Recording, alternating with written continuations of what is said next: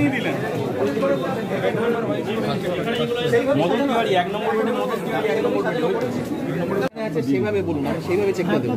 Check দেখেন, next check দাও Devdas মজুমদারকে। Sir আমার কাছে চেক, আমাকে ছেড়ে দিন, একটু অ্যাক্সেস দিন ম্যাডাম। এই দাদা আমি একদম চেপে রয়েছি। কে ঠেলছি সেটা?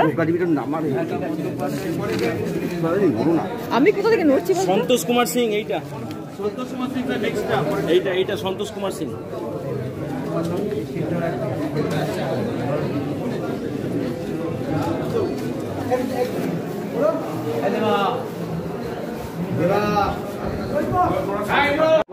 জন রেলে যারা জলের ট্যাঙ্ক ভেঙে যারা আহত হয়েছে রেলের গাফিলতির, সেই 34 জনকে রাজ্য সরকার মমতা বন্দ্যোপাধ্যায় 50,000 যারা আহত হয়েছেন তারা সহায়তা দিলেন। 34 জন, এখানে জেলা শাসক আছেন, আর মৃত ব্যক্তিদের 2 লাখ টাকা করে। আর মৃত কজনকে দিলেন?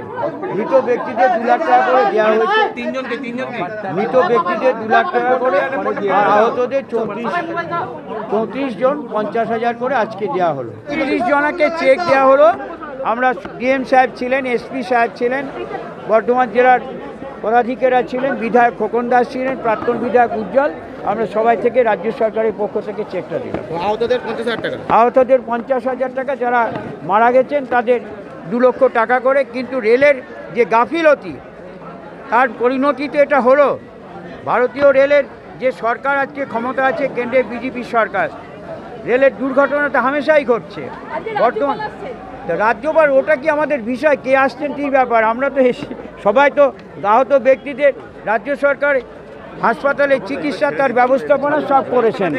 জলের ট্যাঙ্কি পড়ে মানুষ মারা গেল, আহত হলো, এটা রেলের গাফিলতি নয়, এটা রেল কর্তৃপক্ষ দায়ী, এবং কেন্দ্রে যে বিজেপি সরকার যে তারা দায়ী।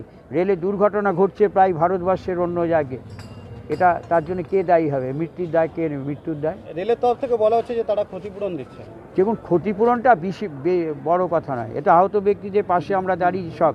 কিন্তু যে মানুষ মারা গেল, যারা আহত হলো, রেল দপ্তরের গাফিলতি নয়, এই সরকারের গাফিলতি নয়।